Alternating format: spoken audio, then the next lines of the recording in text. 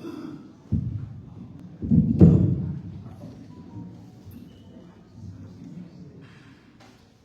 evening. Welcome to the 2025 Bedford Forum. My name is Kayla Boone. I'm honored to serve as the President and CEO of the Bedford Area Chamber of Commerce. Tonight is about civic engagement, bringing our community together to listen, to learn, and to make informed decisions as voters. So thank you for being part of that important work. Before we get started, I would like to thank our presenting sponsor, Appalachian Power, for making this event possible. Their support helps us host events like this twice a year, and we're very grateful for their commitment to Bedford and our region. We have a representative from Appalachian Power here with us tonight. We are honored to have elected officials, community dignitaries, and even some unopposed candidates here with us tonight. If you fall into any of those categories, if you would please stand so that we could recognize you.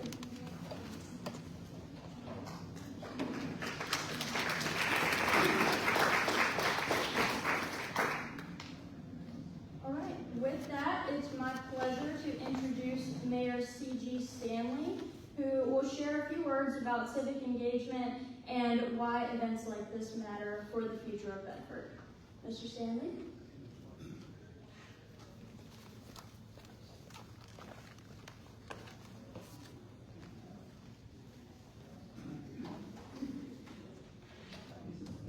Well, good evening.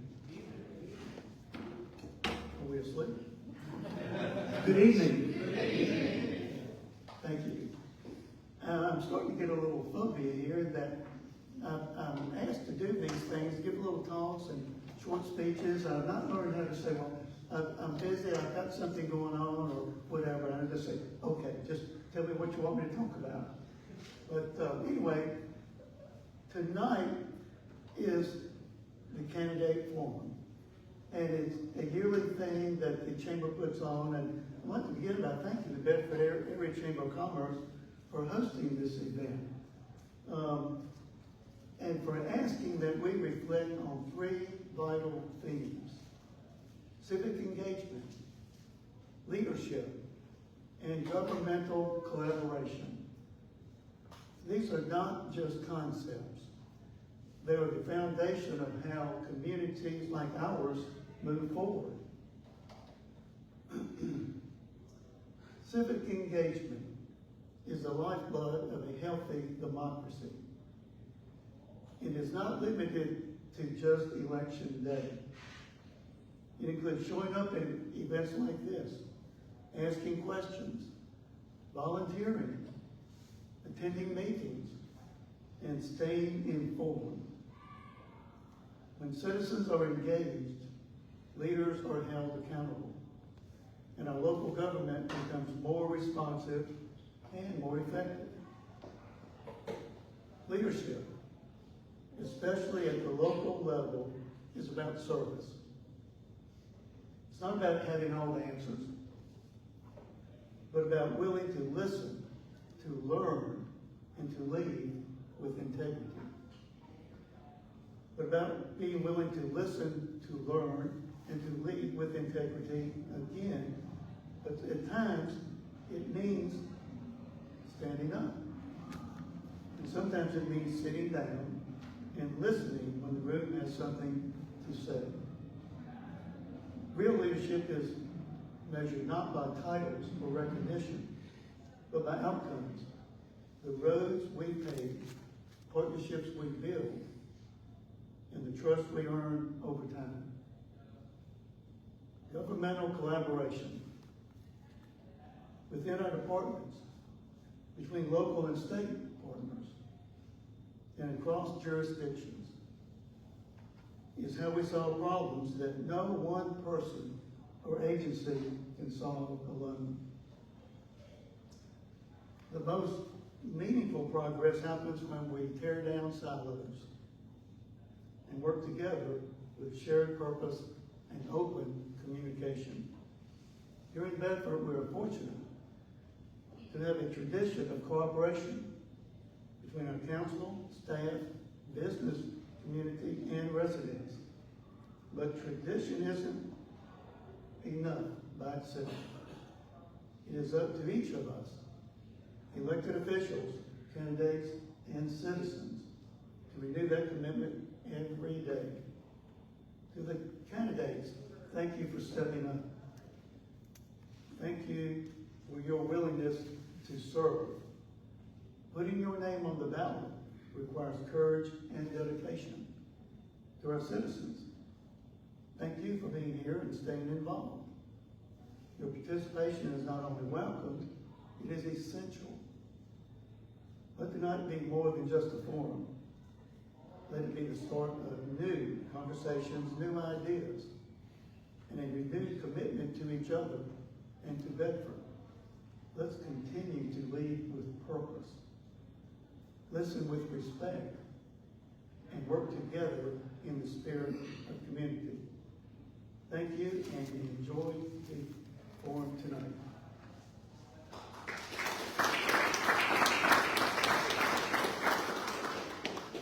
Thank you, Mayor Stanley, for those remarks.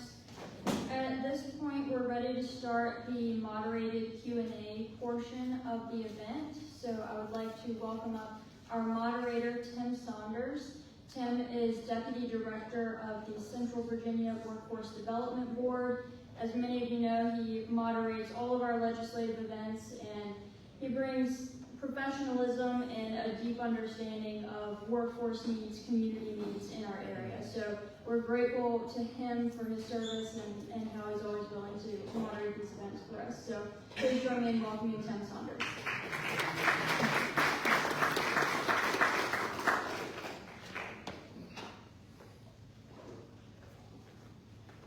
Well, welcome everyone. It's wonderful to see so many familiar faces in the audience, as always. As Kayla said, I'm Tim Saunders. I'm the Deputy Director of the Central Virginia Workforce Development Board. There are 14 workforce boards across the state, and the Central Virginia Workforce Board, which is made up of private industry and nonprofit leaders, they work to drive things like education in the building that happens, or the building that we're in tonight. We work to drive training programs. We work to get employers connected with job seekers, and we work to make sure that our workforce is operating in a way that is strong for you. And of course, the people who've stepped up to run for office are trying to do the same, and we're excited to hear from them tonight. We've gathered, as Kayla and CG have mentioned, for a civil, nonpartisan conversation tonight with the candidates seeking to represent our community in both the Virginia General Assembly and on the Bedford County School Board. This forum is designed to give you the opportunity to hear directly from those running for office in a respectful and informative setting. So a few notes before we get started. Again, as Kayla said, this is not a debate. Our goal is to provide information and insight, not confrontation. Each candidate will be given equal time to respond to the questions that I'll be asking. We do have a few important requests for you in the audience. First, please refrain from applauding or cheering from individual candidates until the end of each segment. We do ask that you honor that. Also, please refrain from booing, jeering, or any other disruptive behavior that would prevent anyone here from hearing each candidate's full answer. I can't stress that enough. Your behavior, often when you're jeering and heckling, reflects more poorly on the person you support than the person you're heckling. So keep that in mind. We do have reporters here in the audience. They will write about it, and it will reflect more poorly on the people you support than those you oppose. Please keep that in mind. We want to ensure that every candidate is treated with courtesy and that every voter leaves better informed, including those watching on social media tonight. So without further ado, let's welcome up the candidates for the Bedford County School Board first. We will start with the school board candidates in District 4. That is the only opposed seat, and the candidates in alphabetical order are Jill Dobson and Travis Engel. We welcome them up.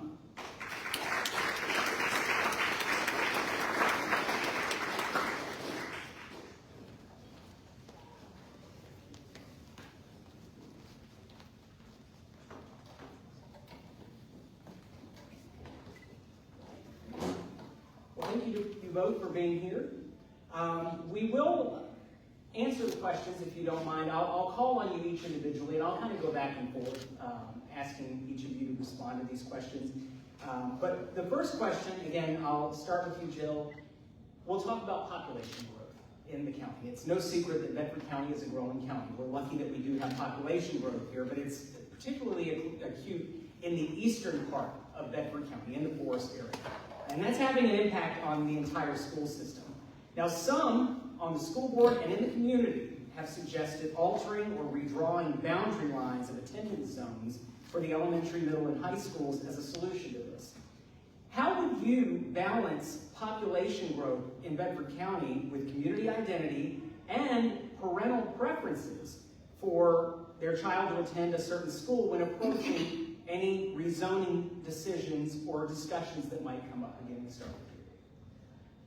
I believe that funding and growth are two of the biggest issues with Bedford County schools. I'll give you a chance to start over again. I apologize. I'm going to hand the microphone over to you so that everybody can hear you clearly, and we'll start over again. So Foster will restart the clock. And just a reminder from me, your timer. Feel free to look to me if you need a reminder of your time. At 30 seconds, I'll raise my hand, and then there will be a little noise if we run out. Apologies for the sound there. I was just saying that we know that growth and funding are the two biggest issues that we face in Bedford County schools. And there's going to have to be some sort of solution to make sure that our kids are in schools that aren't overcrowded and overgrown. The issue with a lot of our area in Forest is that there have been a lot of new developments, and our schools are still the same size, and there's still those small quaint schools that we moved to the area to be in. As a District 4 representative, I would need to make sure that I would be listening to the families in our community and hear what they want, and make sure that we work with the Board of Supervisors in maybe slowing down the growth in the area where we currently live. And just make sure that we work together to find a solution that families are happy with and that really benefits all of Bedford County. Thank you. Well, I'd like to thank the Chamber for hosting this. I think this opportunity for civic engagement is just a wonderful chance to get to know the candidates, and we're extremely lucky in District 4 to have so many interested parents to be able to run for this position. So, as a candidate for Bedford County Public Schools in District 4, I've already been listening to the parents, and their voice is pretty clear. They don't want rezoning. I've already heard them, and I hear them loud and clear.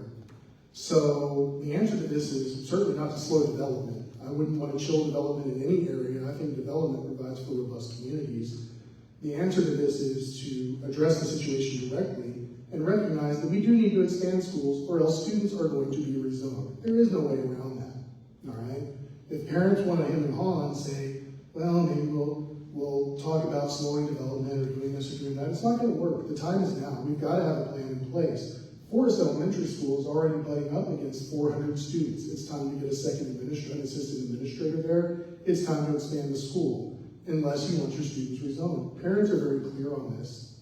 The fact of the matter is, many parents like myself move to specific communities, and the first thing on our list when we choose where we're going to live is what the schools are. To rezone parents and rezone students outside of areas where we specifically moved, I think is unacceptable. I want the school board to work with the Board of Supervisors to figure out a solution to this. The solution is going to involve a financial input into the schools. It is going to. Where that money comes from, we get the option, but the parents should be fully informed that this solution is going to have to involve expansion of the schools or rezoning. Parents need to be informed, and they get a choice when they go to the ballot to choose how they want to fund that. All right? I don't make that decision on the school board. Anyone who's on the school board who wants to fool you into thinking they have influence or they're making that decision, that's a fool's choice. We inform the parents, and the parents answer the ballot box. So given how you both responded to that question, I do want to ask a follow-up. How would you respond Because it sounds like both of you, if I'm understanding you correctly, are saying you want to listen to your constituents in your zone who would be opposed to rezoning. How would you respond to those in the western part of the county who feel that resources are being drawn to the eastern side of the county, where there's population growth, to support growth of schools while their schools are being closed and classes are not being offered to the extent that they were 10, 20, 30 years ago? There's a strong belief in other parts of the county that resources are being drawn to the forest area. How would you respond to those, knowing that you would be representing the entire county even as you represent the forest area? All Bedford County students should have the opportunity to have the same academic opportunities. Absolutely, but a lot of the funding that is going towards District 4 is coming from District 4. The Board of Supervisors is responsible for making sure that there is growth in all of our communities, and I don't think that it is necessarily fair to put that on our students. It needs to be a collaborative effort between the districts and the Board of Supervisors. So I also am very, very appreciative of the fact that we live in a district where the parents are so enthusiastic about showing up and supporting the students. That absolutely is true, that a large amount of the financial input to our district not only comes from the funding allocated by the Board of Supervisors, but also from the funding that is brought in from the individual citizens, the parents, and the local businesses that, like I mentioned, show up for our students. So I'm appreciative of that. With that being said, I believe it's a little bit of a false choice to present that if we want to raise up what we're doing, it has to result in the lowering or the pushing down of other areas of the district. I would love to collaborate with the Board of Supervisors specifically to figure out ways that we can encourage and stimulate growth in all areas of Bedford County, right? That's what's important. If we can stimulate and promote growth in all areas of Bedford County, then hopefully we can begin to increase the amount of resources that can be allocated to other areas of growth. Short answer right now is the area of growth specifically is in the eastern part of the county and District 4 specifically. We've got to address this need now and then figure out how we're going to address needs in other areas as they come up. I certainly don't intend to take resources away from any other district, right? The resources in the other districts, absolutely necessary and deserved for the students there. They want the best for the parents in those districts, want the best for their students just like us in District 4. So I think there is an equitable solution that can be arrived at here, whether that includes promotion of growth in other areas, bringing in financial assets and interest in those areas, versus continuing to encourage the strong community engagement involvement that we have in District 4. It's going to be an answer that has multiple avenues. So, like many localities across Virginia, many counties are experiencing this. Bedford County has faced budget pressures, and they have had to approve some cuts while working on their 2024, 25, and 2025, 26 budgets. So in what ways would you prioritize programs or staffing when budgets are tight? Where would your priorities lie if we end up in a situation next year or any time during your term where budget cuts are necessary? What would you prioritize? And Travis, this time we'll start with you. So budget cuts are never easy. Reallocating money when there's less available is always a very difficult decision. So I think when we talk about triaging, which I do as a physician regularly, what is our most pressing need at this moment to keep this patient alive? We look at the school district in the same fashion. When we triage, we've got to look at our most at-risk students. So I would not promote a cut to at-risk students, a cut to any financing or any funds that include support of IEP plans, 504 accommodations. I would not support that. My children are both in talented and gifted classrooms. This is a very difficult thing for me to say, but if we're talking about where we're trimming, and this is a small area to trim, I would have to say, if we're talking about areas that help students excel, where students are already excelling and participating, that is an area we'd have to look at. Again, I don't want to put any funds at risk for our most at-risk students. In addition to that, I think there's always room for a line-by-line examination of our budget to figure out where the spending is. Sometimes wasteful spending can be hidden in areas of very granular detail. When we look at big numbers, in fact, the Bedford County Public School District budget, approximately $140 million. 7% of that comes from federal funding, 60% comes from the state level. The rest is allocated by the Board of Supervisors. All right. Supporting any funding or supporting any programs at the federal level that start to chip away at funding, I'm certainly not supportive of. Guarding our input from the state and making sure that we are advocating for ourselves at the district level so that our funding is not cut is also important. And a line-by-line examination of the budget to figure out areas where there may be opportunities for savings, I should say, because I don't think any spending that the district is doing on students is necessarily wasteful. There may be opportunities for savings, though. The one area that I absolutely would make sure we did not cut from is any area that's dealing with academic excellence. One of the things, the reason why we are here is to make sure that our students are ready to go out into the workforce, are ready to go out into the world, go to college, go into technical fields. And it is absolutely important that all of the funding that is going towards career and technical education, along with all academics, continues. I want to ask about an issue that recently came up over the summer. The board voted to reduce non-resident tuition to $500 and extend the application deadline to August 1st for the 2025-26 school year. What are your views on district access versus capacity in setting transfer policies? And this time, Jill, we'll start with you.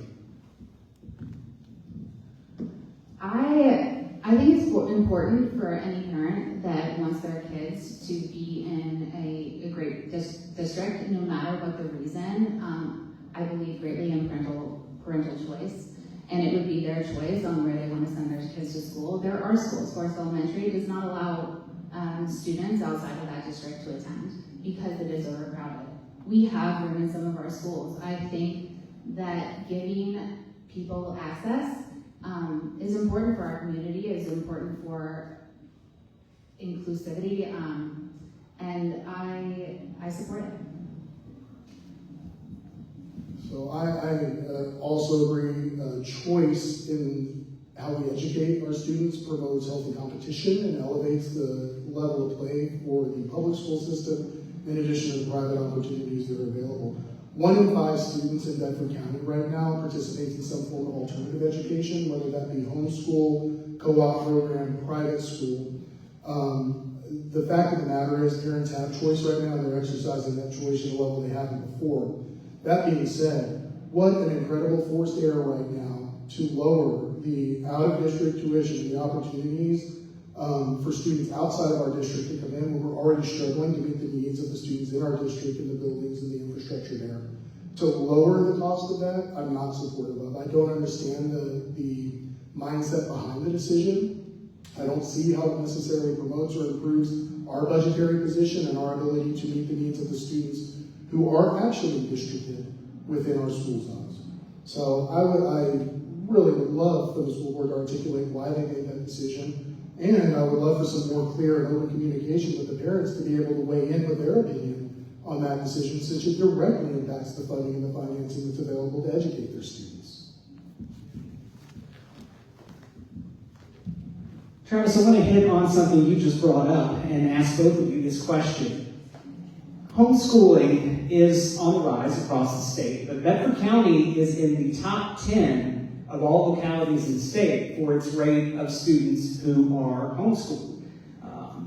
I'm just curious, what is it that you think is happening that is causing parents to opt out of sending their child to a public school in Bedford County, and what would you do to encourage more participation in public education in Bedford County if you're elected to the board? And we'll start with you this time, Travis. So I know we're living in a really amazing time where parents have a lot of choice about where their children get educated. That being said, COVID really changed the mindset of a lot of parents, or really swayed the mindset of a lot of parents, and they realized, hey, there are other ways for my child to get educated, including homeschool, co-op, hybrid programs. I fully understand that the story for my children is not the story for every child in this district. I love the idea that parents have the ability to find a program that works for where they're at in life. If that means homeschool, wonderful. I love that for them. If that's the way that they find the best manner to educate their children that works with where they're at in life, great. If that's private school, also great. That being said, I think it is important, and like I mentioned earlier, I know the statistics, right? I'm well researched. I understand 1 in 5 students in the district right now is in an alternative form of education, whether that be homeschool, co-op, etc. The opportunity to engage with the parents and figure out if there's a solution to pull them back into the public school system certainly exists, whether they're, don't consider students who are homeschooled non-constituents. Everyone in the district is, and those parents are. I would also say that from a federal level, this increasing pressure for schools to push them to engage in all of these controversial issues, DEI, gender-affirming care, stuff like this. Look, I mean, we've got to get back to basics of what's important in the district, right? And if parents feel that the culture within the schools that they're placing their children in doesn't fit with their culture and their values at home, I can't blame them for pulling their children out. I don't co-parent with the government, and I don't expect any of my constituents to either. I would love to engage in additional conversation with these parents and figure out exactly what their decision-making was behind that, and if there's room to pull them back into the district. I think one thing about District 4 is that we have an incredible amount of parental involvement. I believe Forest Elementary reflects that in the fact that I have been in the school several times during the day. I coached Girls on the Run, and while I was in there, I saw in any given day at least 5 moms and a dad supporting the school. In our district, we have many parents that want to be involved, and I think the ultimate way for parental involvement is homeschooling if they feel like that is right for their family. There are a lot of people that don't want their kids exposed to some things in the public schools. It's a religious reason, and sometimes it is just to have these formative years to be developing their kids the way they want to inside their homes. It's their choice. I believe in parental choice in every way, parental rights. And I believe with all of the people that are in my circle and the parents that I talk to, there are some that just did not find the school accommodating to their specific needs. And that is why not only having ADA and 504 regulations, being complacent with those, but going beyond and having the most innovative special education in the area so that parents do feel like they're being heard. Because in our neighborhood, I at least spoke with 3 families that pulled their child just because of special education reasons. If either of you is elected to the school board, I'm curious, what qualities would you try to embody to ensure that you would be an effective board member? What qualities make a board member effective? Can you give me an example of how you would work collaboratively with colleagues, staff, and the community to address challenges? And this time, Jill, we'll start with you. I'm here to serve the students in Bedford County Schools. I'm here to represent the values of District 4 and the parents in our community. I want to be an added support to the board and give them a perspective that is unique to my experiences to make sure that we can collaborate on issues where maybe they haven't quite thought of some things. I do work full-time, but I also am a full-time parent, and I make sure that my work is flexible so that I'm at every activity and I'm at every meeting, and I am always involved in my students' my children's education. I believe that I give a unique perspective as a mom, as somebody that has gone through experiences with my children needing accommodations, and just working with each other and being able to listen to different points of view, because there are so many times where I have been very confident that my decision was correct, and my mind's been changed. My mind's been changed by people with other experiences that have brought to the table ideas that had never come to mind. So I believe that we can work together. Let's be an added support to each other. Let's get at the table and talk to each other and come up with solutions that maybe weren't talked about before. So, as mentioned before, and as y'all have seen on my Facebook presence and the social media, I think the most incredible asset I want to bring to representing District 4 is listening. All right, we've got to sit down, we've got to listen. My children's story is not every child's story, so for me to think that I have anything figured out based on my sole experience in the district is pretty naive.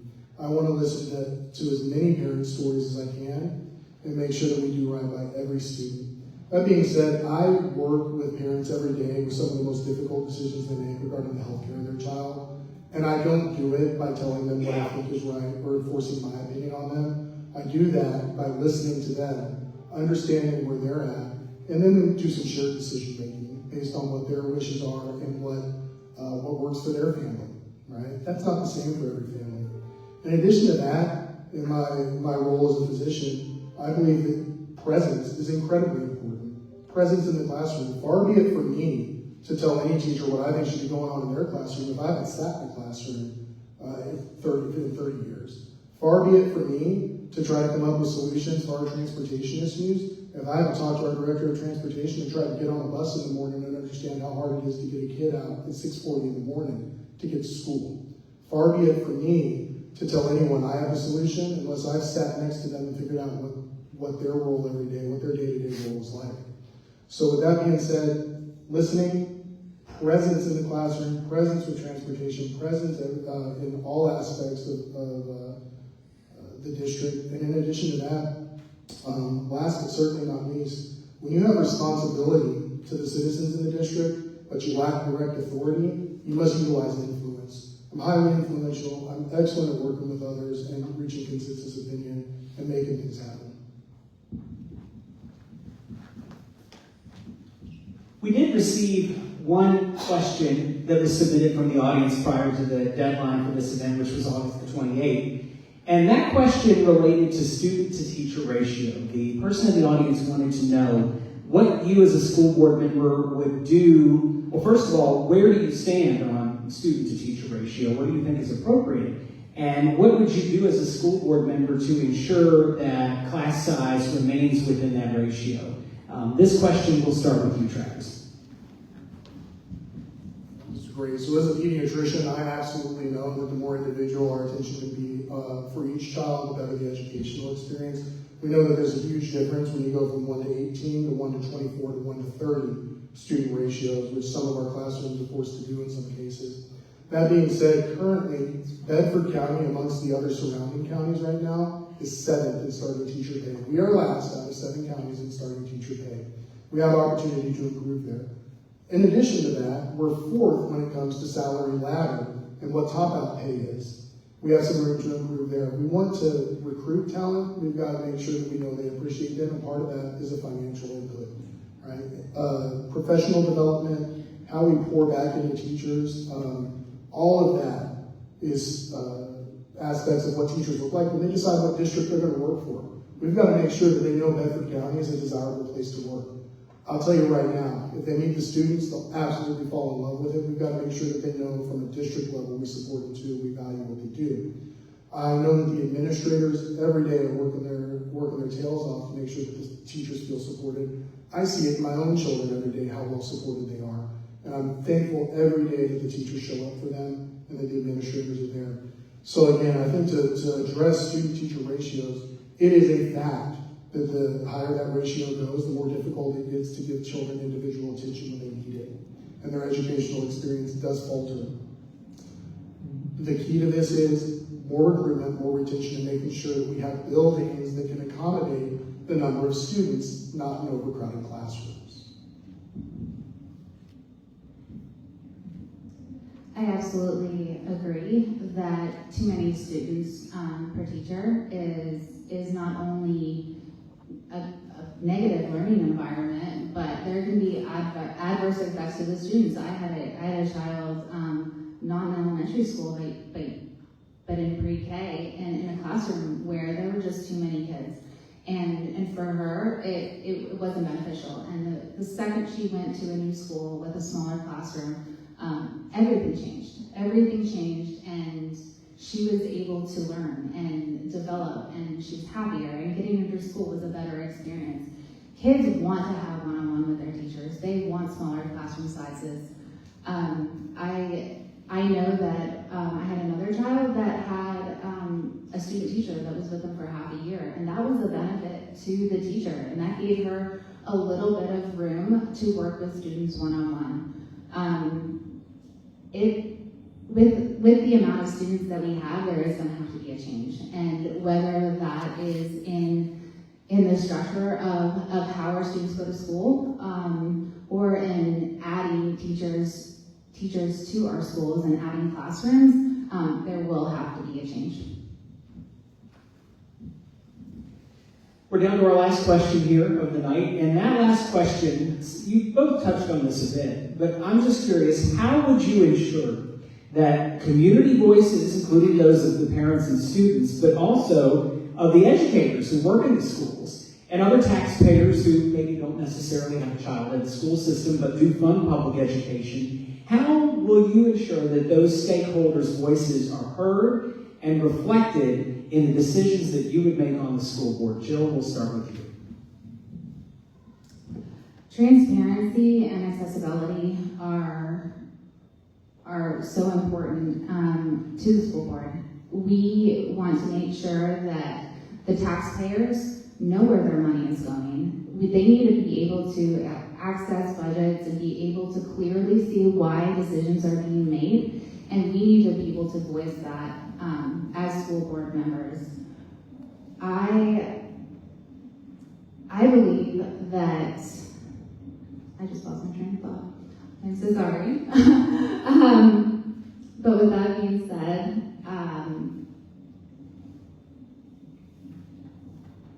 I believe us being upfront with the parents, with the teachers. They are the ones on the front lines. They are the ones that are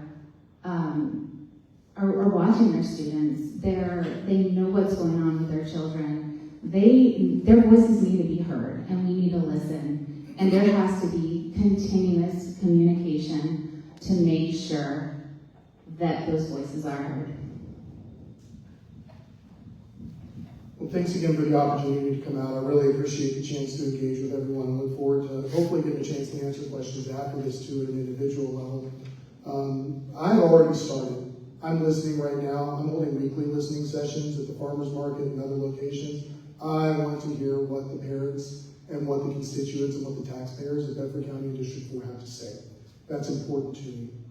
I've got a multi-point plan for how we're going to engage. Part of that is presence in the classroom. So long as it's not disruptive, my plan is to sit in the classroom and be a guest and just observe and engage with those students and those teachers at least once a month, both at the all three at the elementary, middle, and high school level. Combine that with a listening session in the teacher's lounge so that I make sure that the voices of the educators that work so hard with our students are heard, and then collaboration with the administrators. In addition to that, sit-down sessions with the Director of Transportation, making sure that I have a full understanding of what the transportation infrastructure is in this district, how we get our students to school matters, the timeliness and the reliability of that transportation matters, listening to the people who get our students to school matters. Furthermore, we've got to benchmark, and we've got to look at what other districts are doing, and we've got to look at areas that are working right now. Right now, we're going from 36th in the state to 31st in the state in performance. Out of similarly sized counties, we're still struggling a little bit. That being said, I want to look at the counties that are beating us. I want to figure out why. We can close the gap. Yet don't win on the football field without watching some film. right? So we've got to learn what other districts are doing. We've got to look at what they're doing and figure out what's working for them. And look at if it's right for Bedford County too. Listen, be present, get in the classroom, make sure that we look at other districts that are doing it right and try to benchmark what they're doing. I really appreciate the opportunity to earn your vote tonight, and I look forward to talking with y'all after this. And with that, we will close the school board portion of tonight's event. You are welcome to give both candidates a round of applause. Thank you both. Before we move on to hear from our House of Delegates candidates, we are going to take a brief break and reset the table up here, give the candidates a chance to step up and join us on stage. We will be coming back in exactly 5 minutes. So my watch has 6:05. We will start again at 6:10. So please join us for that. And House of Delegates candidates, please join us on the stage. Thank you for watching. We are going to turn this off for a second and restart in 5. Hi everyone, it is time to begin the House of Delegates portion of tonight's forum. We have 4 candidates here on the stage who are running to represent us in districts 51 and 53 in the House of Delegates in the General Assembly. Little geography for you. House of Delegates District 51. Think of it as the county kind of split in half by 460. It's not completely perfect like that, but it's roughly that way. So District 51 represents the southern part of Bedford County, along with a large portion, or nearly all of Campbell County, I believe, and a small, tiny part of Pennsylvania County.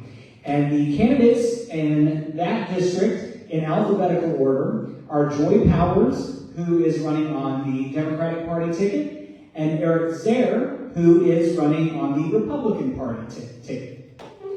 And in District 53, which is the northern part of Bedford County, also including parts of Amherst and Nelson County, we have in alphabetical order Tim Griffin, who represents the Republican Party, and Sam Soghor, who represents the Democratic Party.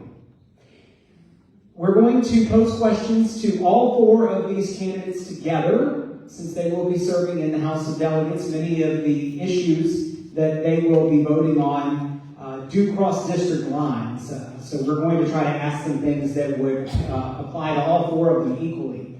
The way I'm going to do this, much like the school board candidates that you just saw, I'm going to start with a different one of you each time. We'll go down the line, so we'll start with Joy first, and then we'll start with Eric the next round, and so on. So the first question, what do you see, as a candidate for the House of Delegates, what do you see as the most pressing issues facing Bedford County? And how would you advocate for our community in Richmond? Again, Joy, we'll start with you. Good evening. First, thank you for everyone for being here tonight, and thank you to the chamber. Well, that's a great question, and I think it brings up a very important point. To me, the most important issue that I hear every day when I'm talking to people who live in District 51, my neighbors, people I graduated high school with, is affordability. Virginia, like many places in America, has become unaffordable to live. I think the recent studies came out and said nearly half of Virginians are going into weekly debt just to afford groceries. That's a problem, and it's a policy failure. So I think first what we have to do is we have to be connected to our community, and that's something I'm very proud of, is we have to be connected and be community first and not partisan first. And so when I look at solutions, I'm not going to look at solutions to serve my party or to serve anybody else except for the neighbors and constituents in my district. And I think that has to be first and foremost. When we have people who are struggling to afford prescription drugs, when people are trying to ration their medicine versus they're paying their power bill, guys, the very first day I went out canvassing, I met a grandmother who had to choose between paying for her power bill this year and her grandkids' Christmas presents. That's the reality that we're facing, okay? So, we have to put everything back on the table, but the number one concern has to be how do we make Virginians, District 51 residents' lives better? And that's simply how I would serve every day. Yeah, I'm going to piggyback off that a little bit. The number one thing that I see regarding affordability is going to be energy. We've got an energy crisis. We are in a bad spot for energy. I was at a peaker plant this summer, and peaker plant is one that's supposed to be online 3 or 4 days a year. It had already been online, it was 200 days out of the last 365. So we are demanding more electricity right now than we are producing. We're importing it from other states, and we continue on this trajectory. Not only will we be running out of electricity, but we will be spending a whole lot for it. This past summer in June's heat wave, we came, as the operator of this peaker plant told me, within one F-150 being plugged in at the wrong time from setting a domino effect that would have shut that plant down. We don't know what that would have done to the rest of the grid. So that has got to be an issue that we address, because if we don't take care of energy, we will be paying to continue to import from other places. We will be paying top dollar to compete against Maryland, to compete in West Virginia, and so on. So I would say that is one of the top issues facing us is energy. Hey, good evening. My name is Tim Griffin. Thank you for having us tonight. I obviously completely agree with Zehr on this. This is the biggest issue that we face in Richmond. You might remember in 2021, there was the Clean Economy Act was passed in Virginia, and it completely destroyed the energy sector. We've been hurting from it ever since. And so our number one priority needs to be repealing the Clean Economy Act and being allowed to use all of the above energy sources, right? So what that essentially did, the main thing that it did is it shut down the coal-fired power plants, shut down clean coal. It reversed the Industrial Revolution, and that's absurd. And Virginians have been hurting ever since. You know, the number one complaint we get, by five times the number two complaint that we get, is that energy prices are too high. And so I put forward in my first year a complete repeal of that bill. That's something that we have to lead on. We have to have the courage to say, listen, the General Assembly got it wrong in years past, and now we're here to fix it. So that's the number one thing that we can do. I know that there is a threat that's facing us, depending on who wins in November, and that's going to be this right-to-work issue. Virginia has always been a right-to-work state, but the out-of-state labor unions are pouring money into Virginia right now to try to make us a labor union state. That's going to be a big problem for Virginia if you run a business, if you want to start a business, anything like that. So that's like the number two thing that I think we have to worry about. I know that there's a lot of this is, depending on what group I go to, it's a popular or not popular issue to talk about. But young people need to be able to afford to buy a home. And I only have 15 seconds left. I'll touch on that later. If you already own a home, you might not understand how important it is. But if you're a young person in Virginia right now, it has become almost impossible, and we have to work to fix that.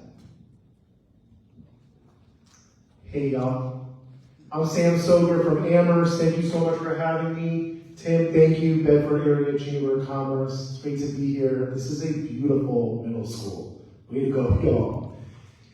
The fabric of our society is rent, and I want to help stitch it back together again. For me, that's the number one issue, is that we're starting to dehumanize our neighbors. That's a hallmark of fascist regimes, where we can get people on one side or the other to look at our neighbors and think, well, we've got to get rid of them. We can't do business with them. That's a real problem for me as I raise a family in Amherst, and I want my awesome country life here in the beautiful Blue Ridge Mountains. I want to be able to love all my neighbors with all my heart, because what else are we supposed to be doing here? You know, Vance Wilkins, who was representing Amherst for 20 years, eventually became Speaker of the House from Amherst. He said back in the day, Democrats and Republicans played poker together after the General Assembly session. Now they don't even talk to each other. What are we doing here, folks? We've got to find a way back together, to find each other, to find our community again, to find that heart energy again. What is the purpose of our life here? Just to fight each other? To beat each other into some kind of submission over some wedge issues? I say we've got to find a way to put it all back together again. That's why I'm running on the peace and love ticket. All right? Peace and love, y'all.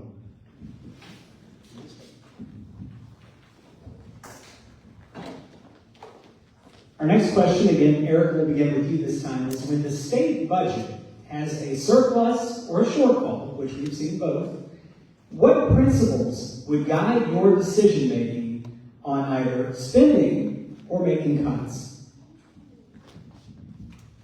Number one principle is not the government's money. Government doesn't own anything. It's all our money. So, our governor for the past 4 years has returned, I think it was something like $9 billion to the taxpayer.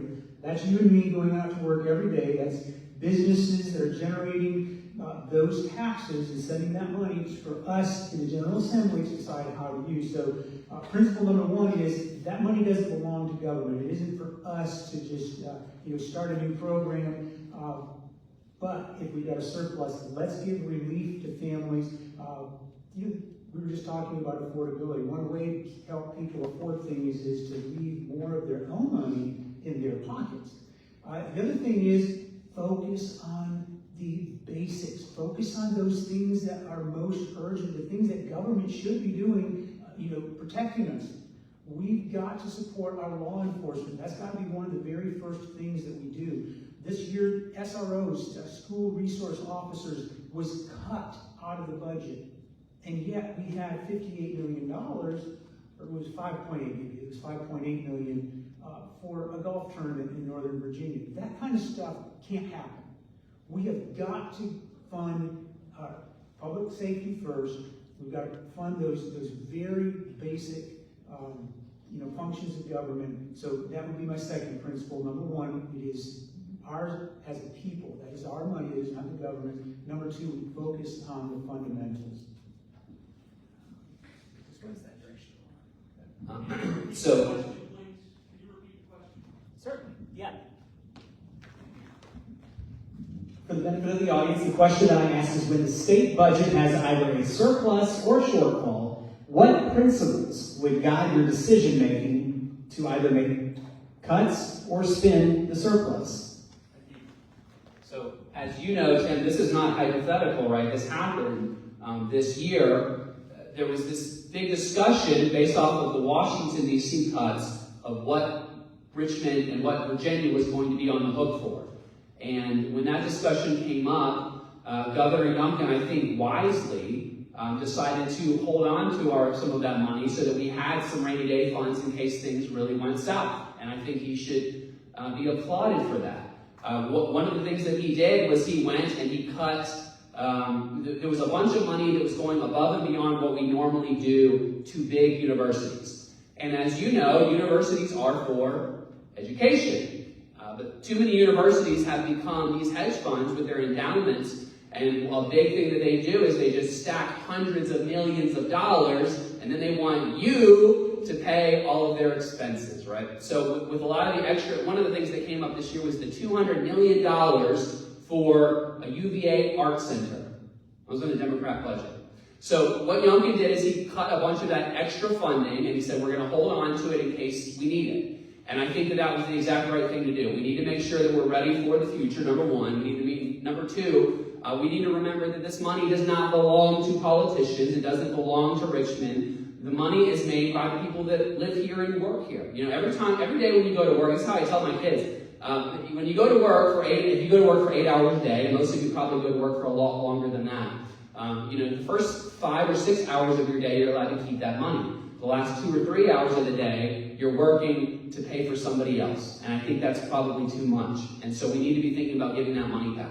Another thing that Governor Youngkin had proposed, something that I continue to fight for and I feel passionate about, is school choice. I think that some of the extra money that we have, we need to be thinking about creative ways for letting low-income parents determine where their children go to school instead of the state telling them where they go to school. And I think that the governor has indicated in the past that surplus funds can be used for that. I've seen firsthand what school choice does. It destroys the local public schools so that the families that are most in need, that don't have the option to drive to another county or across the county in the morning because the parents or grandparents who's ever taking care of the kids are working multiple jobs. Now, those students that are most in need, they get left even further behind. So I've seen the effects of what the charter schools can do, and it's certainly problematic. Now, if there were to be a surplus, I really think that we need to think about funding schools. I'm an instructional assistant in special education at Amherst County High School, and I can tell y'all firsthand, I'm not paid a living wage. When you're not paid a living wage, it's like they pay you negative money because you're working full time, but you're not making enough money to pay your bills, so you now have to figure out other ways to do that. So if we're not taking care of our teachers, what kind of message are we sending? Right now, students are really struggling academically. This is happening across the country, but we're really seeing it in our communities. So I think if we care about education, it's certainly important. I think the United States is already losing out on the world stage to a country like China, where their students are just doing their multiplication tables over and over again, and yet there's students graduating our high schools that can't do change for $1. So investment in education is super important. And where can cuts be made? I mean, we need to be smart about, we're giving subsidies to big corporations, but we're not subsidizing our local farmers. And that would be a win-win for our communities to provide fresh local produce while pushing for generational farming and helping our own communities. Peace and love. Thank you. I think that's a really great question. And I think it's a really interesting point because partisan investment isn't exactly as blue and red as people may think. And so let me start off by saying I do not support spending $200 million on the VA Arts Center. Let's start there. But I think that something that we all can agree on is that yes, Virginia education system does need reform. But I'm here to say the reason why we're in this situation is because the state of Virginia has been really bad partners to our localities. We continue to push down regulations and staffing standards, and we have not provided necessary funding to meet those. On average, Virginia invests $1,900 less per student than the rest of the country. So that means our graduates, when they leave here, they are already at a deficit, guys. We have to fix that problem because that is our future. And that's something I think we could see. I think that, we mentioned Governor Youngkin. Governor Youngkin's bipartisan budget bill, the Democrats did support. I know there may have not been as much support here as with some of my Republican counterparts, but I actually really did support Governor Youngkin's investment into education when he led the charge in kind of addressing some of those issues. Another issue I think that the state has to address is we have to look at school infrastructure and be a partner in getting school infrastructure back to an acceptable standard. We're looking at Stewartsville Elementary right now. That's something that we've been looking in Bedford County for a while. In Campbell County, you have the issue of William Campbell High School as well. The state must help invest in those properties and stop overburdening local government.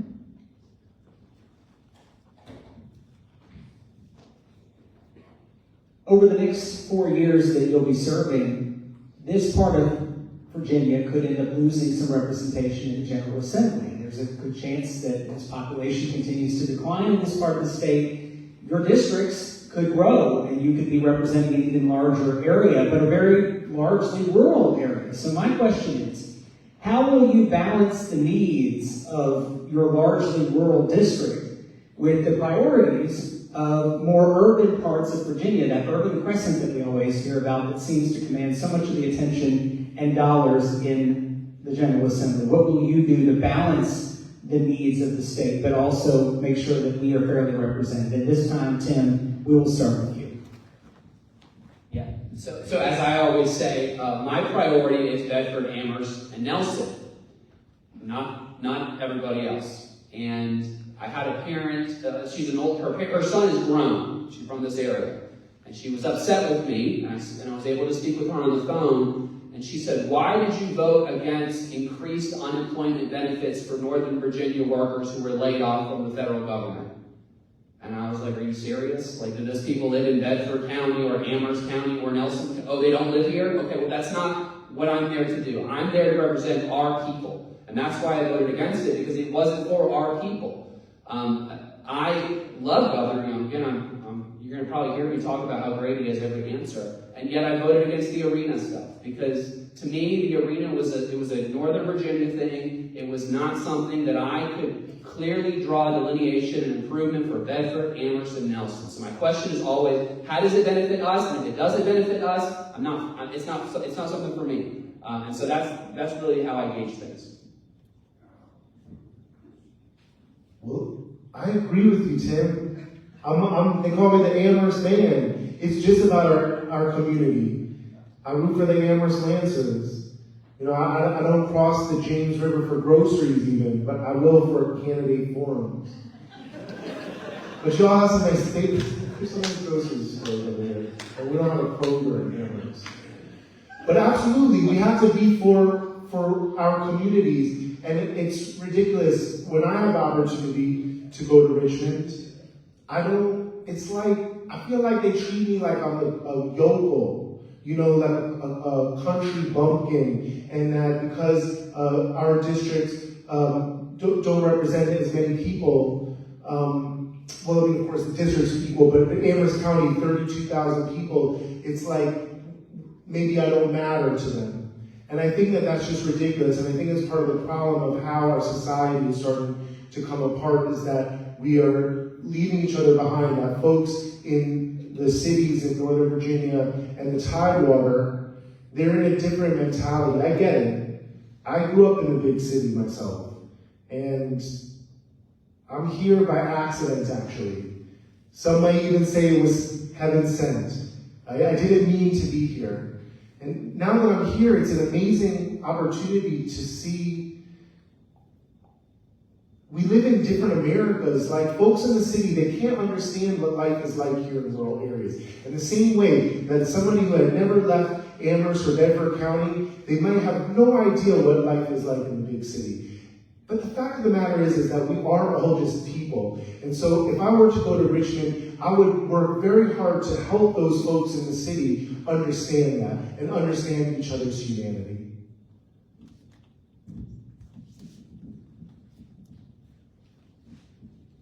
I think this is a really great question, and honestly, it kind of reflects the reason I decided to run for office.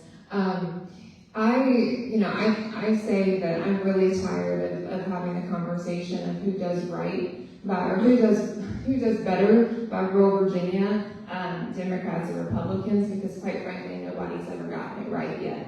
I think that we have to make sure that our representatives, when we send them from our district, go forth with the true focus of improving the lives of people in our district. And so for me, that means developing a legislative plan based off of the everyday needs that I've heard from you. And so for me, that was a home plan. And the home plan being healthcare, opportunity here at home, market affordability, and education, because I think that is what we should be focused on. I think we get into a lot of political theater, a lot of political jargons, and just outrageous stuff these days at every level of government, but when we come back down to it, we have to focus on what really matters. And so for me, what I think that the state needs to do is we have to have a standard of care for our citizens. Quite frankly, I was at a forum with some other candidates from Northern Virginia, and they thought it was just outrageous that somewhere in their community had to wait 25 minutes for an ambulance. And that was just unheard of, and how awful that was. My dad recently had a medical emergency, and we waited 55 minutes. That is the reality, and people literally have no idea. And so I think that when we go to Richmond, we have to make sure that we are not advocating for anything else other than our people. When I heard that question, my mind immediately went to SMART scale. SMART scale is the scale that VDOT uses when they determine which roads get what funding and for what purpose. When I thought of SMART scale and VDOT, I remember a bill that we were faced with on the Transportation Committee just this past year. It was a bill that had to do with bridges. SMART scale was not covering the bridges in rural Virginia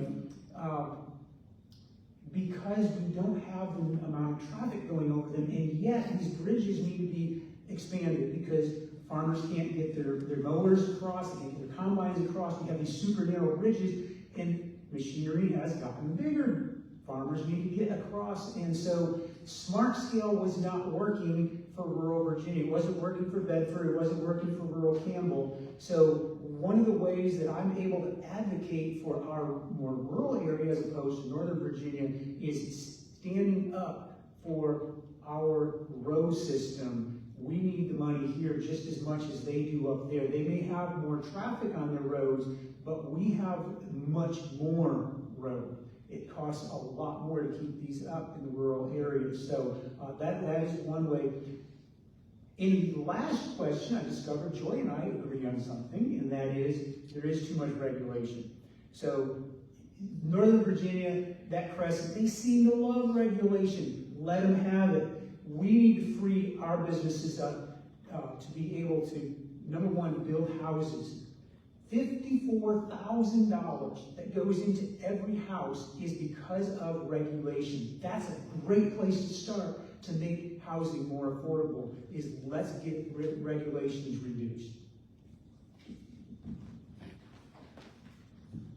Earlier we heard from candidates for the local school board, and they mentioned the funding that they get from the General Assembly. I'm curious, what role do you believe the General Assembly should play in supporting K-12 schools, but also community colleges and workforce training programs across the state? This time we start with Sam.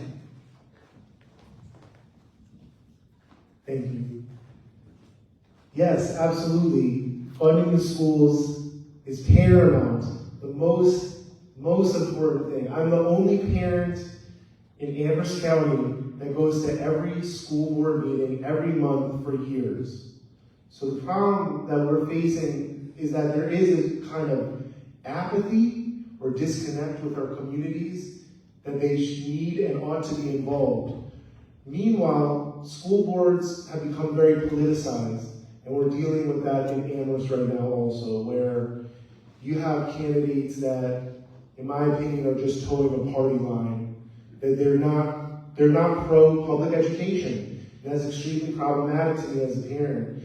But I think that the General Assembly must do everything that they can to make sure that Virginia schools are robust as possible. The students are our future. Education is everything. And it's not just important to drive our economy. It's just important to help us dream, to help us realize what we can realize. You know, I think a lot about faith and spirituality, but scholarship is part of that too. In order to have a breadth of knowledge about the world is super important. I'm always talking to students about whatever you want to do in life, reading will help you. Being more literate will help you. Even if you did nothing with your life, just being more well-versed will help you.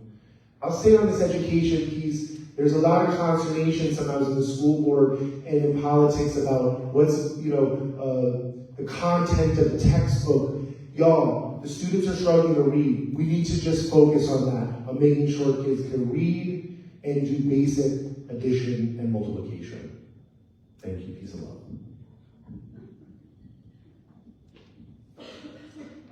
Yeah, absolutely. I think that something I will piggyback off of what Sam said, and something that the school board candidates earlier touched on is parent choice. And I think that, as a public school parent and as a public school graduate, I'm obviously a big supporter. But when I sat down to make a choice what was right for my kindergartner, we looked at all of our options and we decided that public school was the right choice. Our job as legislators is not to make choices for parents. Our job as legislators is to make sure that public schools are a good choice. And what we've heard from our school board members and what we've heard from our parents is that we failed to do that thus far. So what's not going to fix that problem is continued underinvestment, undercutting the funding to the existing schools we have now. So let me be really clear about this. School choice and school vouchers is going to take money out of our local schools and put them into private institutions. Like that is how that works. And to put that to scale, 1 in 7 elementary students in the entire state of Virginia are in Loudoun County. If that money's coming, it's not coming here. I think I did some calls around about the number number of vacancies we had in District 51 in private institutions last year, and it was under 80. They said they had open seats available. So are these options actually viable for every student on the scale that we need them to work? That's what we have to be looking at. Not the idealism. But I'll end on this note, and this is something I'm pretty serious about. What we have to stop doing is making villains out of our public school teachers and librarians. It's ridiculous. It needs to stop. So if we're going to do that, I need somebody to find me a teacher in our district who has done that, and then let's have a conversation with the administration about it. But forcing parents to be fearful of situations when they might not be able to afford another option is cruel. And using those teachers is also cruel. So let's protect them and fund them, not villainize them. Well, the first thing we think of when we think of General Assembly in schools, we think of funding, we think money, and yes, that is a big part of it, but there's a lot more that goes into public education. There's a whole lot more that goes into teacher satisfaction and making teachers want to be at their school, making teachers feel supported. One of those is safety. We've got to make our teachers feel safe in the schools. We've got to have those SROs there. Again, it comes back to supporting our local law enforcement. But as far as we've been talking about parental choice, the number one thing that the General Assembly can, should, and must do is remember those are not our children. Those are the parents' children. And yes, every chance we get, we need to give parents the choice. Those are not the General Assembly's dollars either. Those are the parents' dollars. Those are tax dollars they did not generate in the General Assembly. Competition breeds excellence. And when we free parents up to make choices, they will make the choices that are best for their children. So that's got to be a priority. Number one, let's make our teachers feel supported with discipline. One of the most disturbing bills that I saw on the Education Committee this past year, and I got more calls from public school teachers about this one, is restorative discipline. And that is where instead of actually expelling kids out of the classroom who are being disruptive, who are keeping other kids from learning, it's we're going to coddle them. We're just going to make it nice and simple and easy and keep you in the classroom. Teachers don't want to feel like they're being forced to teach an ideology. Schools should be for reading, writing, arithmetic. They shouldn't be for this transgender stuff. Should not be for DEI. But also we need to focus on achievement. We need to be looking at consistently improving standard scores, not individual customized tests for each school. I want to reframe this question, because the question I ask myself is, how can we prioritize students? How can we prioritize children? How can we prioritize the families that schools are there to serve? That really should be the priority here. And so when I hear people that talking about anything but that, I think that the priority is misplaced. And I can speak to that. I've got the blood and sweat that Teddy Roosevelt talked about in the arena on this. I was part of the movement that helped change our school board here in Bedford County to reflect the values of the people that lived here after a couple of years where we had a school board that just would not listen to us. In Richmond, I voted for an amendment that ended up in the final budget, which was the amendment to raise teacher pay. I did think that was necessary, that we want to make sure that we're paying teachers what they're worth.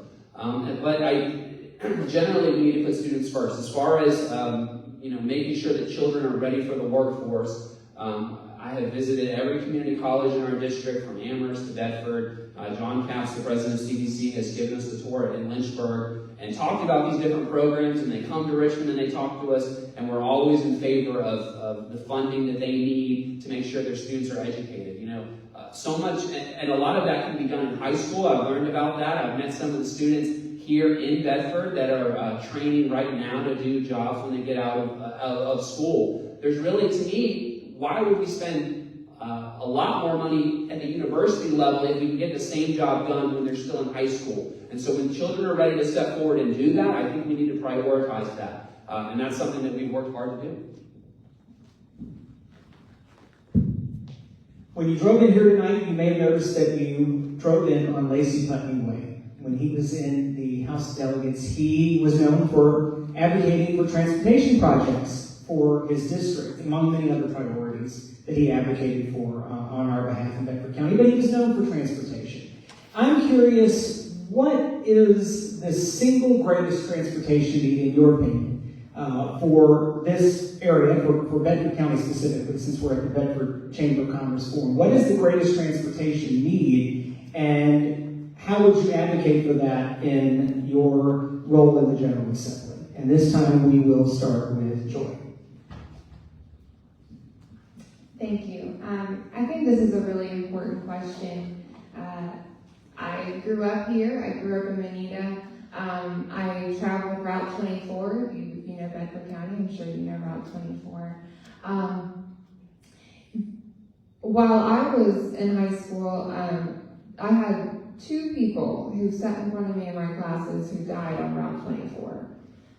That's 2 teenagers who literally were coming to school, and one was going to work, who died in traffic accidents. And that was just on one road. I could name 3 or 4 more. We, again, and this is something I agree with Delegate Zehr on, our rural roads, they have been underfunded and underinvested in. We've been underrepresented in equations when scales have been drawn. And so that is something that I feel like that we need to advocate for on both sides of the aisle, because we're paying, and our young people are paying with their lives. And so I think that we have to be investing in making sure that we have safe roadways. Just this week, I was contacted by an elderly lady about her safety concerns, and it was as simple as the roads have now gotten so overgrown because VDOT is so underfunded that they can't, that she can't see past, and she almost got T-boned by a tractor trailer coming out of her neighborhood. So these are all just common things that our citizens are having to deal with daily. But just one split second, it's a major problem. And then I think another thing that when we talk about safety, and this is something again I think that we probably all agree on, is part of that and part of traffic safety is obviously making sure that we invest in law enforcement and making sure that they are available and to do that job. Too often I think they again are overburdened with other obligations, and we don't have them in the traffic field where we need. Having spent a couple of years now on the Transportation Committee with Tim, one thing I can say is the needs are never ending. We have a lot of road to keep up. It takes a lot of money. I asked one time, so how much does it cost to fix 1 mile on Route I-81? $30 million for 1 mile. And Route 81 is a big part of our local economy. And so is the port. And so are our airports. And so when we talk about transportation, it's more than just our roads. And yes, we have unending needs on our roads. I can think of Radford Church Road. I can think of Goodview. I can think of, Joy mentioned Route 24. There's Route 29. Route 29 is so slow because there's so much traffic out there. And yet, where do you go with it? You've got businesses right up there on the road. The road really needs to be widened, but you really can't. So as we think about transportation, I want us to start to think in terms of not just maintaining our roads, because that is a big piece of it. We've got to keep guardrails up, we've got to keep resurfacing, we've got to fix the cracks and so on. But it's also these other connectors that drive our economy. We have to get goods from the port to Bedford County. We have to get goods off Route 81. And so if Route 81 is slowed up, that's just slowing our you mentioned Kroger. Well, Kroger's going to bring a tractor trailer down 81. We've got to get it here, so we've got to keep 81 going just as much as, we're going to prioritize our roads, but we can't forget the rest of the infrastructure. Yeah, it's 221 in Forest. There's been a lot of improvement projects that have been a benefit to get us here. And now if you look at a nexus of where the most people in House District 53 live and where the most congestion is, it's going to be on 221 in Forest. And fortunately, we have local leaders like former chairman Ed Tuck and Tammy Parker, and we've sat down and we've had these meetings before to look at what the board is doing. And the board is thinking not just 1 year ahead, not just 2 years ahead, but 10 years and 20 years and 30 years out. And they're asking the question, not just what's going to happen if we don't change things, but what's going to happen as the population continues to grow, as the 4 universities in Lynchburg continue to move students out into Forest. So I live in Forest, so I deal with this every day. When you leave one side of Forest, down where like the Fresh Market is, which is it's in the Lynchburg city line, and you drive about half a mile, and you're in Bedford County, right? And if you go from there to Jefferson Forest High School, it can take you 45 minutes to an hour. That's why I've taken such a big interest in this. So one part of this, there's 2 different projects in mind. And one project, and Putney knows about this, they've sat down, they have educated on this long term, what we want to do here. And really the key on 221 is to create more green line time. That's like the phrase, right? How do we do more to get people going faster down the road and not having to do stoplight and stoplight and stoplight and stoplight? So that's a big thing. The other thing is a partnership with Lynchburg City is it's a very complicated project, but it's a very exciting project, but it's about 10 years down the road to try to offshoot some of that traffic so they don't all get hung up down there at that intersection. Those are really the main things. I do love the pothole issues. We got to go out to Amherst, and actually somebody said this is the problem in our neighborhood. This is where the pothole is. We need VDOT to come out here and fill it. And we called a community meeting with VDOT in the town of Amherst, and we went and we sat down and we showed them what the issues were, and 3 days later the potholes were filled in the town of Amherst. And that's an exciting thing to do because we get to be involved in fixing local problems. Well, now that Kroger's been mentioned a couple of times, and Fresh Market, they do have wonderful produce there. I'm a Food Line man. This is the Chamber of Commerce, and if it's not a Food Line, it's not for me, is what I always say, I'd like to touch on public transportation. We used to have bus service in our areas. That's not like a newfangled idea, right? And I think what Joy was talking about, road safety, I'd love to see our citizens have more ability to travel from town to town taking a public bus. I mean, we used to have this bus service all through the corridors here. And where has that gone? That was somehow, someone dropped the ball on that, or the money wasn't there. So that's the type of thing that I think if I could go to Richmond and find funding for that, it would be very worthwhile. Especially at nighttime, people go out to their local watering hole to enjoy themselves. This is how we live our lives here, having to travel sometimes, miles distance out of the country to the local bar or restaurant. And then there's no public transportation to get home. Sometimes it's hard to find even a taxi in our area. So I really want to point out that that's an area where we can make improvements, and I think it would be good for commerce because it will allow people to go shop, that might not be able to drive. They'll be able to go to the different communities within their district. And I think it will also be very good for safety. So public transportation is something I would like to bring back to our area.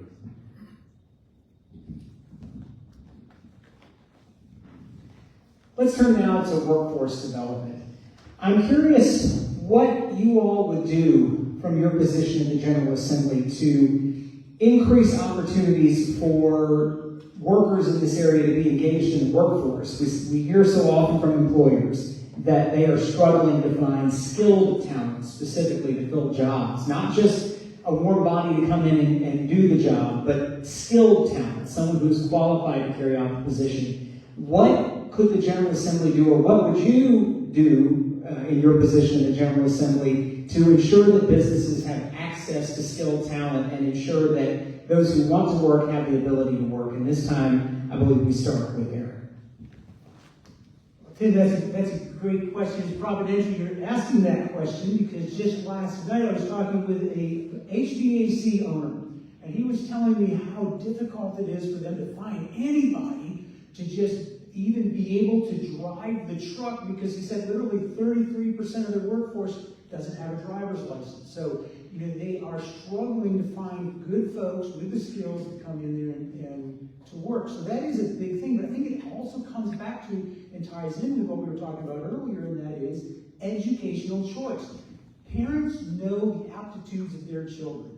When a parent can identify, okay, my child may not be the next nuclear physicist. Let's not steer him in that direction. Let's not force him to go through all the academic rigors of, higher math, algebra, those things that as a student in high school I had to take, though I was never good at those.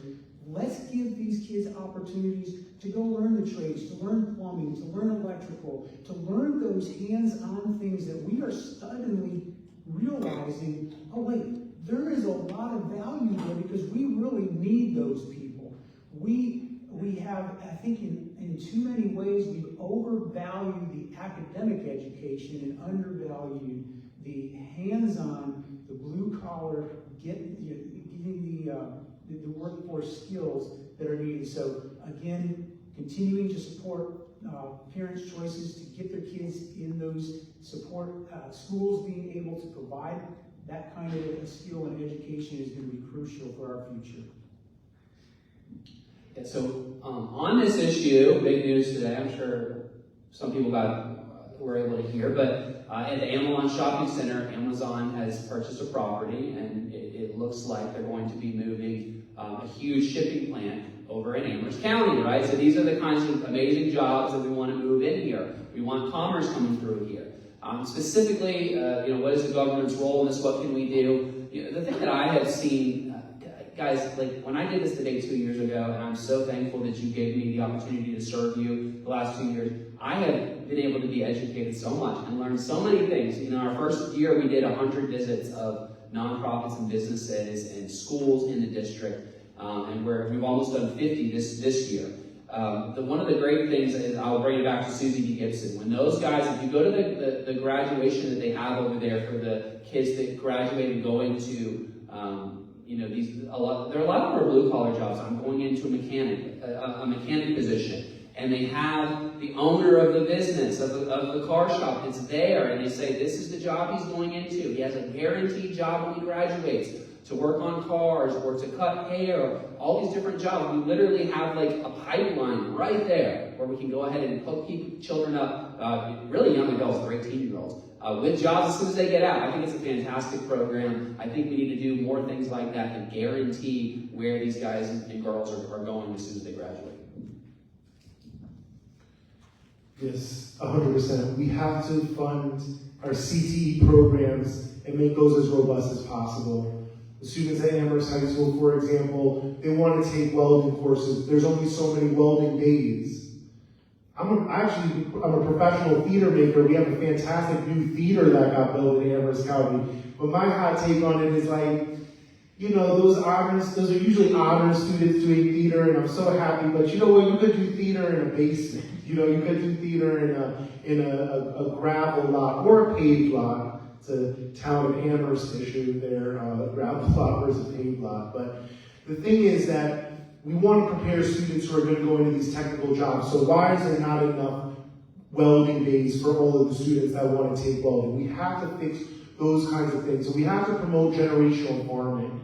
One of the things that really gets me is how we're this farming community, and yet we're not doing everything that we could be doing to help students learn the techniques of that trade and follow in their family's footsteps. We are moving forward in Amherst with a type of agriculture center in town, but I really think that it's not enough, that we need to be doing more. One of the things that I've noticed is that the apple juice at the Amherst County schools, if you read the fine print, it says it's apples from China. Guys, from China. You understand what I'm saying? We're getting so bent out of shape about certain things, but then who allowed that to happen? We have orchards here in Bedford, in Amherst, in Nelson. It would be an unbelievable and unmistakable win-win. The students would have fresh local produce to ingest, and then the farms would be making some money, and our tax dollars would be staying in our communities. So let's work on these technical jobs, on promoting generational farming and agriculture industry in our area. Peace and love.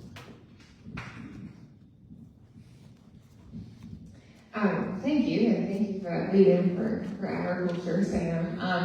I'm a big supporter of CTE education because I'm a product of it.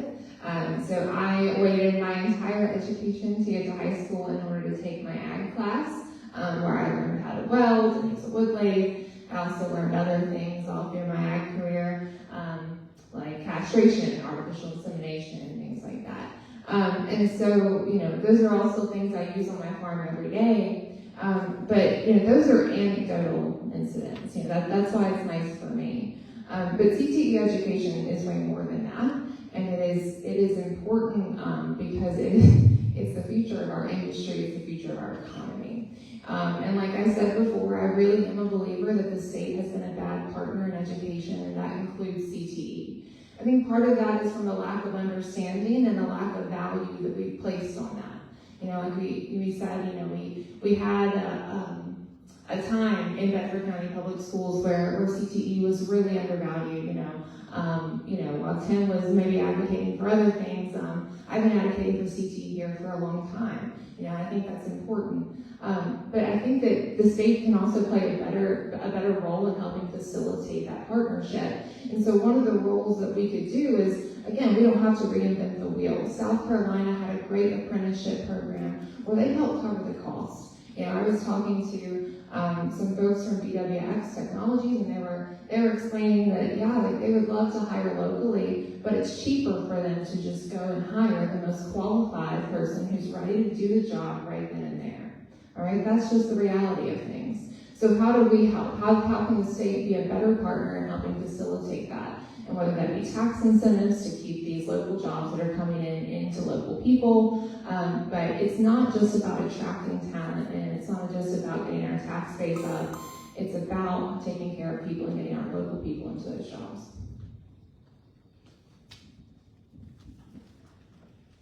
I'm curious what each of you would define as an essential service that the government is designed to provide to its citizens. And what do you see as the state's role in helping localities like Bedford County and the town of Bedford provide essential services to residents? We start with Tim this time. Yeah, so we don't have time for me to try to recall some of the insane speeches I've heard in Richmond from the other side. They're so radical on these crazy issues. And I sit there and I think, if we were settlers that were going to start a new society, maybe we go out west in the 1800s, one person might be a farmer, and one person might be a teacher, and one person might be a shoemaker. And eventually all these people might say, hey, we kind of live close to each other, and we might have something to offer each other in trade. Maybe we come together and we form a community. And eventually you can see where there might be a benefit in saying, well, we need a governing authority now, right? Because now we have enough people where we might want to pitch in and create a water supply. Now we might want to pitch in and we might want to have electricity. Now we might want to pitch in and have law enforcement. It makes sense how society came about. And let me tell you, we've been in the minority for 2 years. Those discussions do not happen, sadly, from the majority party. And I'm desperate to get back to those good government issues. So I think it's the basics. It's water. It's electricity. It's the things that the majority party has failed us at. It's the things that I fight every day. I have given more speeches on repealing the Clean Economy Act than anybody else, any other freshman at least, in Richmond. Probably anybody in Richmond right now. Because it's so horrible when a government goes out there and raises the electric prices of its own people, where they can't afford heat in the winter and they can't afford air conditioning in the summer. I think it's abhorrent. And then when they start focusing on the wrong things, which is kind of like their thing, it's kind of what they do, they forget about the things that matter. And you remember, Eric, when we were in there last year, we went in, and the bathroom, we had no running water in Richmond City. There was no, water that we could drink. The whole city was shut down. They sent us home after doing a day of porta potties behind the state capitol because they couldn't keep the water supply clean because they were too focused on the wrong things. This is something I'm passionate about. We have to get back to good government. The basics, water, electricity, the things that we used to do so well. think it's this divisive rhetoric which is part of the problem. These issues are obviously complicated. Democrats and Republicans alike at the top take money from these energy companies. And I don't either, right? No one gives me any money. I mean, you know what I mean? But that's really important. It's like, you know, a candidate like me doesn't get even support of the party. And that's part of the problem too, is that parties could look at this as a zero-sum game, but it's not a zero-sum game. Yes, of course, the infrastructure, from my perspective, the education of our youth who are the next generation is paramount. Taking care of infrastructure is very important. And along with healthcare. We haven't had a chance to talk about that yet, but we clearly, the same way we're in a food desert, we're like in a healthcare desert. Our entire 53rd district, now one level 1 trauma center, no birthing center, and if y'all have ever had to deal with the Lynchburg general situation, it's not pleasant, right? So we really need government to help with those things. And I appreciate what Tim's saying, but we've just come so far from the idea of some kind of tribal society. It's like we're just so beyond that, unfortunately, at this point. I mean, I'd love to go back to the state of nature. But who's going to take care of the orphan child? Who's going to take care of the elderly person with no next of kin? We're not going to, the United States isn't that, right? The Commonwealth of Virginia is built on the idea that we take care of our neighbors. And I love the idea that the private sector could do that, but the private sector often fails at that. And that's the importance of government. And I think that the importance is also that we have good leaders with integrity. Because I think what we're seeing right now in our society is that when we have leaders that don't show integrity at the top, that is what trickles down. And then we have kids growing up seeing that it's okay to be nasty, to be divisive, to call the other side names even. When I appreciate one of the rules of the classroom is we only have positive speech. And that's what we ought to be getting back to. And that's what we need from our leaders is peace and love.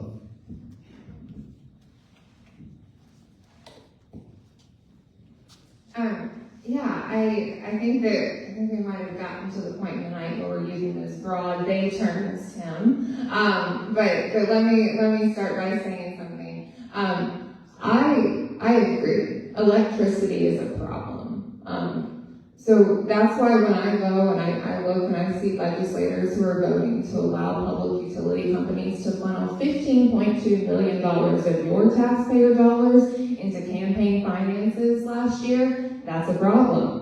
When I see those same legislators who are voting to allow medical companies to come after your homes when you can't pay your medical debt, that's a problem. When I see those same people who are voting to allow men who commit rape and incest sue for parental rights, that is a problem. And that's the reality that we have to deal with in the General Assembly. And we don't get to hear all of that sometimes in Bedford. That's why I did a legislative review on how our votes have been used. I think that's important. I did one in Bedford, I did one in Campbell this year. And guess what, guys? People don't exactly agree with how we've been represented. So the question was, what do I believe the job is? Part of the job is protecting private individuals and families and elderly and vulnerable and children from these massive corporations. Dominion Energy's continuing to ask for more money while they're making record profits. And I agree, Tim. I think the Virginia Clean Economy Act does need to be reworked. The fact that we're going to try to use a piece of energy legislation that was written before Virginia became the data center capital of the world is asinine, in my opinion. So it absolutely does need work, but we do not need to give corporations a free-for-all, because right now, Virginia has the most lax campaign finance laws in the entire country. All right? Do you think it is right for your legislators to be able to take your tax dollars and put in their campaigns? No. So the question was something basically, what is government's core functions? And I think when we ask that question, we show our bias. Because when we said, what is the government's core functions, we all started thinking state government. There's 3 areas of government, there's 3 spheres of authority. It's the family, it's the church, and it's the civil authority. So one of the first things that we can do to make sure that we get government, state government, focused on core values or core functions is to remember that it is not everything. Civil government can't offer solutions to every problem. That's where we start. But I want to come around also to one of those core functions, legitimate functions, and that is, again, law and order. A word that I used, or I learned this past year in the General Assembly was recidivism. Recidivism is when somebody gets out of prison and they return right back into prison. So we've had this early release program going for the past few years, and we've now been able to look at the numbers. What are the numbers? 50% of those who get out of jail early are back in within a year. That's an example where we are failing to fulfill our core function. Our core function, one major core function, is to keep society safe. When we have people that we know they're not ready to go back into society, we ought not be letting them back out. Our Attorney General was studying some of these folks who repeat offended, found that the parole officer, the people in the jail who knew them, who were tending to them, realized this person is not ready to re-enter society, and yet right back out they went. So that's got to be a priority. We've got to tighten that up. We've got to make sure that people are ready to re-enter society before letting them back out. We need to go from being a criminal first to being a victim first protector of the state. We have just enough time for one more question, and so I want to end with this. If elected, what do you believe sets you apart as the best person to represent your part of Bedford County in the General Assembly? And I believe this time it's Sam. Thank y'all. I want to go to Richmond and show folks how it can be done. Because I'm a uniter, and I'm not a divider. And I want to get Richmond politics back to at least a place where people are talking to each other. One of the great things in my life at Amherst is every Republican official at Amherst, they seem to care for me. You know, if not, some of them really love me. There's members of the Amherst militia, dare I say, have affection for me. And that's important, right? Because this is what's important, this communication, this human interaction. Because when we start to lose that, that's where I feel things get dangerous. I feel like we are in a tinderbox situation, and I see a lot of folks walking around with a match, a lit match, ready to do something dangerous. And I find myself out here with a bucket of water. I'm trying to help smooth things over. I'm trying to go with peace and love in my heart. Because I don't think the problems we're dealing with can be solved with politics. I don't think one regime change is going to change the issues that we have in our society, or one election is going to change things. So whether I were to go to Richmond or not, I would just want to leave this room with the idea that we need a kind of spiritual revolution. We need to be able to open our hearts to each other again. And that's it, you know. Have conversations with your neighbors. Take those opportunities. If I said nothing else tonight, it's just that. I love knocking doors on the campaign, and I encourage you all to do it too. When you have opportunities to talk with your neighbors, your families, loved ones, or your enemies, just like the scripture says, give and you will be given to. Your cup will runneth over. Peace and love. Yeah, thank you. I appreciate Sam's positivity, and I think that that is definitely something that we all need to remember. And guys, I love my community. That's why I did this. If you'd asked me probably about 8-10 months ago, in fact, I think I told some of you in the room I would never run for political office. But the world is changing. I'm a mother to a beautiful 6-year-old Black little boy who goes to public school, who I adopted from foster care in Bedford County. And with that, we live on our farm, and I hope that he'll continue to want to farm here. But that means that our community here needs to be safe. That means that He needs to be able to go to a good school. He needs to be able to have a good job. He needs to be able to know that when he goes out into his community that there is law enforcement there to serve and protect him. But, you know, we also, I'm really passionate about the industry, the agriculture industry, but just the small business industry. And I think that, you know, we continue to talk about, you know, the overregulation and just these burdens on families and small businesses, but we can't make light of that because that is the fabric of our community. And so with that is I think I have the unique perspective of being a Democrat that's willing to say, hey, you know what? Democrats from Richmond or Nova, you actually have no idea what you're talking about. And I'll tell you, I will do it because I've already done it. I'll tell you about it later if you come by me. But there is a deficit. And so I'm not gonna lie and say that there's people in Richmond in my party or even another party that know what life is like here, but I do. And I can be a good advocate for that. And so I appreciate the chance to earn your vote. Please come talk to me. And it's been a really great conversation.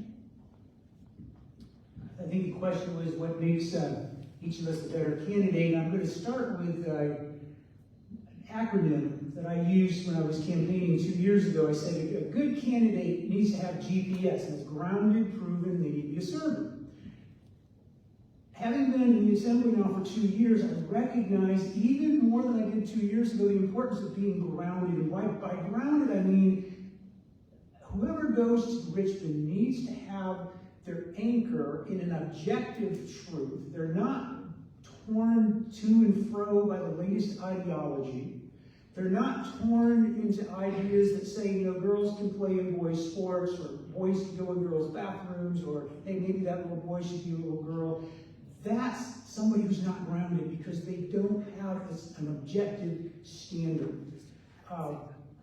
So I would say that foremost, that is something that's hit home. I've recognized, you know what, I don't have that tendency to go back and forth because I read God's word.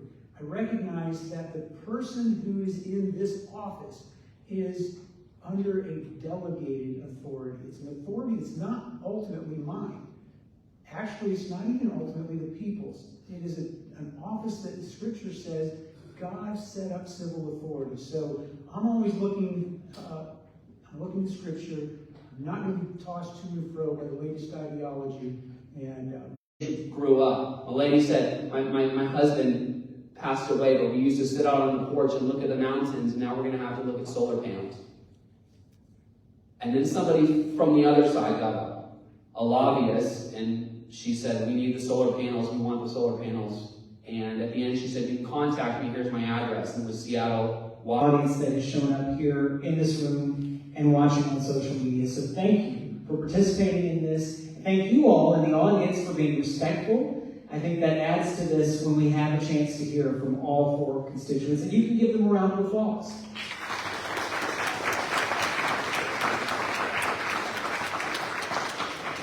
They'll be available to talk to you, I believe, here for a couple of minutes. We do need to probably leave the room at some point here. I'm going to hand this over to Kayla in case she has any other announcements.